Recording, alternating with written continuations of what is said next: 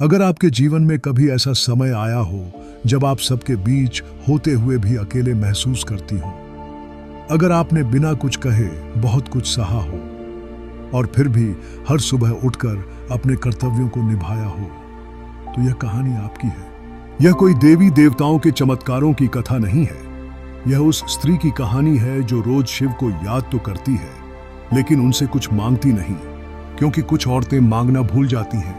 भगवान शिव जो मौन है, जो नहीं बोलते, जो डांटते नहीं, लेकिन हर दर्द देख लेते हैं। यह कहानी है एक ऐसी स्त्री की जिसने महादेव से कोई वरदान नहीं मांगा, बस अपने भीतर टूटने न देने की शक्ति मांगी। यह कथा आपको तेज नहीं ले जाएगी या आपको रोक कर बैठाएगी। यह कहानी आपको डराएगी नहीं, यह आपको समझाएगी, क्योंकि शिव की भक्ति शोर नहीं करती, वह भीतर उतरती है। अगर आप इस कहानी को पूरे मन से सुनेंगे तो शायद आपको भी अपने जीवन का कोई अधूरा हिस्सा इसमें दिखाई दे जाए।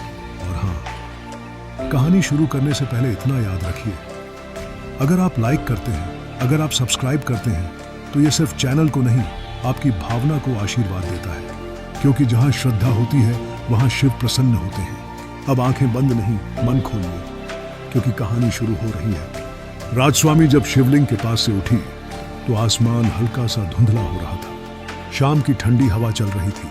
उसने अपने आंचल को ठीक किया और घर के काम में लग गई। उसे नहीं पता था कि जीवन में कुछ बदलेगा या नहीं। वह बस इतना जानती थी कि हर दिन बीत जाता है, जैसे कल बीता था वैसे ही आज भी।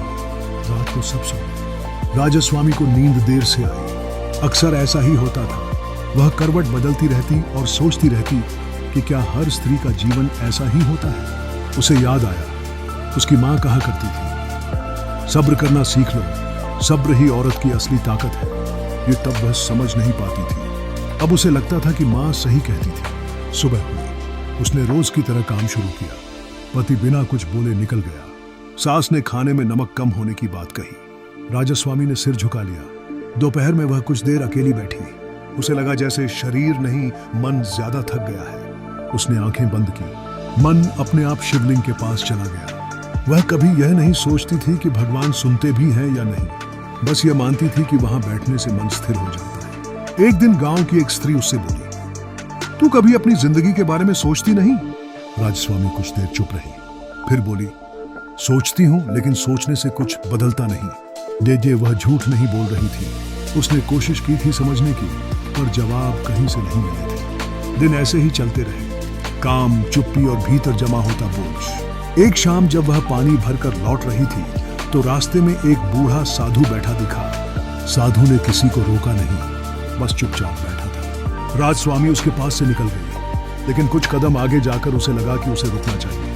वह खुद नहीं जानती थी कि साधु ने उसकी ओर देखा और कहा, जो बहुत सहता है वह टूटता नहीं, बदलता है। इतना कहकर साधु चुप हो। राजस्वामी ने कुछ नहीं पूछा, वह वहां से चली गई, लेकिन वह वाक्य उसके भीतर बैठ गया। रात को जब वह शिवलिंग के पास बैठी तो उसने पहली बार मन में यह बात मानी, शायद सहना ही सब कुछ नहीं है। शिवलिंग शांत था, लेकिन उस शांति में अब उसे डर नहीं लगता था। उसे लगा कि जीवन धीरे धीरे उसे कुछ सिखा रहा है, बिना शब्दों के, बिना आदेश के, और वह सीखने के लिए तैयार थी।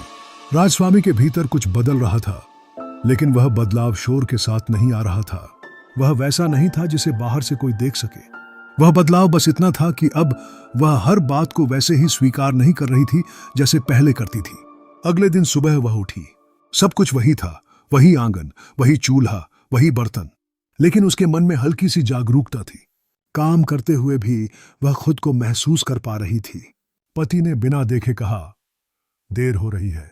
वह राजस्वामी ने पहले की तरह सिर झुका दिया, लेकिन इस बार भीतर कोई टूटन नहीं हुई, बस एक शांति रही। उसे यह समझ आने लगा था कि हर बात दिल पर लेना जरूरी नहीं होता। कुछ बातें सामने वाले की आदत होती हैं और कुछ बातें हमारी चुप्पी की कीमत। दोपहर के समय वह फिर शिवलिंग के पास बैठी। आज उसने कुछ कहा नहीं, बस बैठी रही। उसने महसूस किया कि शिव के पास बैठना कोई पूजा नहीं, बल्कि खुद के पास लौटने जैसा है। उसे लगा जैसे कोई कह रहा हो, तुम जैसी हो, ठीक हो। बाबू, शाम को सास की तबीयत थोड़ी खराब हो गई। राजस्वामी ने बिना कुछ सोचे उनकी सेवा की। कोई दिखावा नहीं, कोई शिकायत नहीं। सास ने पहली बार उसे ध्यान से देखा। कुछ कहा नहीं, लेकिन आंखों में कठोरता थोड़ी कम थी। रात को जब सब सो गए, राजस्वामी देर तक जागती रही। उसने सोचा, क्या स्त्री का जीवन सिर्फ निभाने का नाम है? फिर उसे साधु की बात याद आई, जो बहुत सहता है वह बदलता है। उसने पहली बार यह सोचा कि बदलाव का मतलब लड़ाई नहीं होता। बदलाव का मतलब कभी कभी खुद को समझ लेना भी होता है। अगले कुछ दिनों में उसने छोटे छोटे फैसले लेने शुरू किए। अपनी तबीयत का ध्यान रखना, काम के बीच थोड़ा बैठ जाना, और जब मन न हो तो चुप रहना। यह सब छोटा था, लेकिन उसके लिए नया था। एक सोमवार को वह शिवलिंग के पास बैठी थी। उसने मन ही मन कहा, मैं कुछ बड़ा नहीं चाहती, बस इतना चाहती हूं कि खुद को खो न दूं। उस दिन उसे कोई संकेत नहीं मिला, कोई आवाज नहीं आई, लेकिन उसे लगा जैसे उसने सही बात कह दी हो। समय बीतता गया। गांव वही था, लोग वही थे, लेकिन राजस्वामी अब वही नहीं थी। वह अब भी शांत थी, लेकिन उसकी शांति अब कमजोरी नहीं थी, वह स्थिरता थी। और यह स्थिरता धीरे धीरे उसके जीवन को नई दिशा देने वाली थी। क्योंकि शिव की भक्ति हमेशा चमत्कार नहीं करती, कभी कभी वह बस इंसान को अपने ही भीतर खड़ा कर देती है। राजस्वामी अब अपने कामों को पहले जैसी जल्दी में नहीं करती थी। वह हर काम को पूरा करती, लेकिन अपने शरीर और मन की सीमा समझने लगी थी। कभी कभी वह काम के बीच रुक जाती, पानी पी लेती, सांस लेती।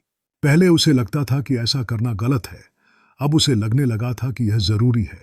एक दिन पड़ोस की एक स्त्री उससे बोली, आजकल तू बदली हुई लगती है।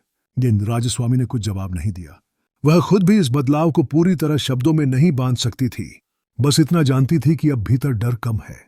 उस शाम पति देर से लौटा। पहले की तरह गुस्सा नहीं था, लेकिन चुप भी नहीं था।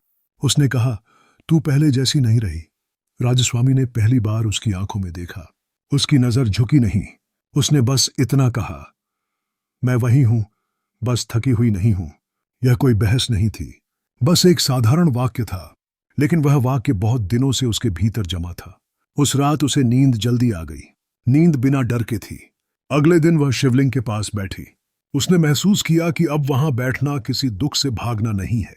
वह वहां बैठती थी ताकि खुद को याद रख सके।